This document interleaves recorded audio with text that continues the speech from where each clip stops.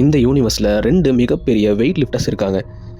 ஒருத்தர் பார்க்குற எல்லாத்தையும் சாப்பிடுவார், இன்னொருத்தரை பார்த்தாலே பார்ட்டிகல்ஸ் எல்லாம் பயப்படும். அப்போது ரிங்குக்குள்ளே இவங்க 2 பேருக்கும் ஃபைட் வச்சா யார் வின் பண்ணுவா? Welcome to space time matters.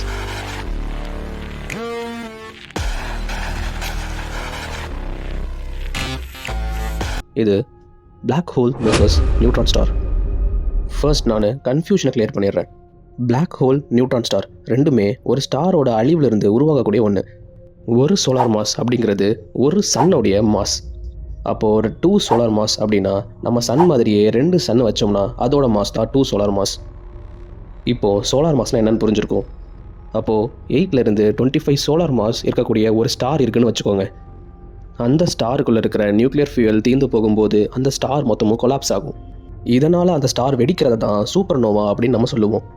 அப்படி அது வெடிக்கும்போது அதோட கோரில் அதிகமான ஒரு ப்ரெஷர் கிரியேட் ஆகும். அதனால் ஒவ்வொரு ஆட்டம்குள்ளே இருக்கக்கூடிய எலக்ட்ரான்ஸ் எல்லாமே அதிகமான கம்ப்ரெஷனுக்குள்ளே போய் அது ப்ரோட்டான்ஸ்குள்ளே அழுத்தப்படும். இப்படி ப்ரோட்டான்ஸும் எலக்ட்ரான்ஸும் கம்பைன் ஆகி ஒரு சிங்கிள் நியூட்ரானை கிரியேட் பண்ணும்.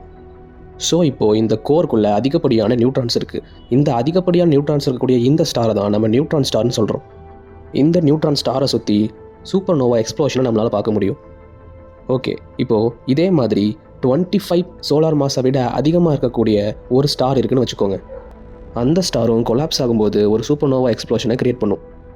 அந்த எக்ஸ்ப்ளோஷனால் ஒரு 3 சோலார் மாஸ் இருக்கக்கூடிய ஒரு ஸ்டார் க்ரியேட் ஆகும்.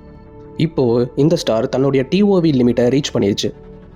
டிஓவி லிமிட்னா டோல்மேன், ஓப்பன்ஹைமர், வால்காஃப். அதாவது ஒரு ஸ்டார் இந்த லிமிட்டை ரீச் பண்ணிடுச்சுன்னா அந்த ஸ்டார் ரெசிஸ்ட் பண்ணுறதை விட அதோட கிராவிட்டி ரொம்ப அதிகமாக இருக்கும். அதனால் இது ஒரு பிளாக் ஹோலாக மாறிடும். ஸோ ரொம்ப சிம்பிள் தான். 8லேருந்து 25 சோலார் மாஸ் இருக்கக்கூடிய ஒரு ஸ்டார் அழிஞ்சிச்சுன்னா அது நியூட்ரான் ஸ்டாராக மாறும். 25 சோலார் மாஸுக்கும் மேலே இருக்கக்கூடிய ஒரு ஸ்டார் அழிஞ்சிச்சுன்னா அது பிளாக் ஹோலாக மாறும். இப்போது இவங்களுக்குள்ளே நடக்கிற பேட்டில் அப்படிங்கிறது லைஃப் ஆஃப்டர் டெத் பேட்டில், ஆனால் காஸ்மிக் வெர்ஷன். நியூட்ரான் ஸ்டாரை பற்றி சொல்லணும்னா அதோட சைஸு நம்ம சென்னை சிட்டி அளவுக்கு தான் இருக்கும், ஆனால் அதோட வெயிட் நம்ம சன்னை விட ரொம்ப அதிகம். சிம்பிளாக சொல்லணுன்னா ஜிம்மில் 5 feet ஹைட் இருக்கக்கூடிய ஒரு பையன் 200 kg டெட் லிஃப்ட் பண்ணுற மாதிரி. இதோட மேக்னட்டிசம் யூனிவர்ஸில் இதான் ரொம்ப ஸ்ட்ராங்கஸ்ட். 10^11 டெஸ்லா வரைக்கும் இருக்கும். ரொட்டேஷன் ஸ்பீட் அது ஒரு blender mode, 43,000 times per minute.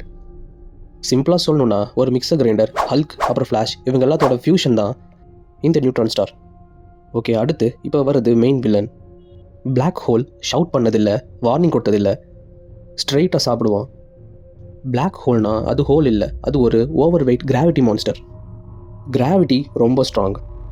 Light கூட அதுக்கிட்ட இருந்து எஸ்கேப் ஆக முடியாது. டைம் கூட அது பக்கத்தில் ஸ்லோவாக தான் போகும். பிளாக் ஹோல் பக்கத்தில் போயிட்டு சாரி ப்ரோ அப்படின்னு சொன்னால் சவுண்டு கூட வெளியே வராது. இப்போது பிளாக் ஹோலுக்கும் நியூட்ரான் ஸ்டாருக்கும் ஃபைட் வச்சா யார் ஜெயிப்பா? Simple answer, black hole wins, no mercy. நான் ஏற்கனவே சொன்ன மாதிரி நியூட்ரான் ஸ்டாரோட டென்சிட்டி ரொம்ப அதிகம். எந்த அளவுக்கு டென்சிட்டினா நியூட்ரான் ஸ்டார்லேருந்து ஒரு ஸ்பூன் அளவுக்கு எடுத்துகிட்டு நம்ம எர்த்துக்கு வந்தால் அது நம்ம மவுண்டெயின்ஸ் அளவுக்கு வெயிட் அதிகமாக இருக்கும். அப்போது மொத்த ஸ்டாரோட டென்ஸ் எந்த அளவுக்கு இருக்குன்னு பார்த்துக்கோங்க. நியூட்ரான் ஸ்டார் லாஸ்ட் வரைக்கும் சண்டை போடும். அதிக அளவில் எனர்ஜி, காமா ரே பர்ஸ்ட் இதெல்லாம் ரிலீஸ் பண்ணும். ஸ்பேஸில் பார்க்குறதுக்கு ஏதோ ஃபயர் ஒர்க்ஸ் நடக்கிற மாதிரி இருக்கும். கடைசி நேரத்தில் கூட நான் ஐ வுட் வின் அப்படின்னு சொல்லும். நியூட்ரான் ஸ்டார் ரொம்ப ஸ்ட்ராங் தான், ஆனால் பிளாக் ஹோல் கிட்ட இருக்கிற policy no escape policy. Neutron star கடைசி வரைக்கும் புல் ரெசிஸ்ட் பண்ணும், ஆனால் ஒன்ஸ் ஈவன் ஹாரிசானை தாண்டிடுச்சுன்னா கேம் ஓவர். நியூட்ரான் ஸ்டார் ஒரு பெரிய ஸ்ட்ரீட் ஃபைட்டர்னா பிளாக் ஹோல் ஒரு சீரியல் கில்லர், பக்கத்தில் கூட நிற்க முடியாது. இது பாஸ் ஃபைட்டில் சீட் கோட் இருக்கிற வில்லன் மாதிரி. ஓகே, இப்போது இவங்க 2 பேரில் யார் ரொம்ப டேஞ்சர்? சிம்பிளாக இப்போது நம்ம சன் இருக்க இடத்துல நம்ம பிளாக் ஹோலை வைக்கணும்னு வச்சுக்கலாம்.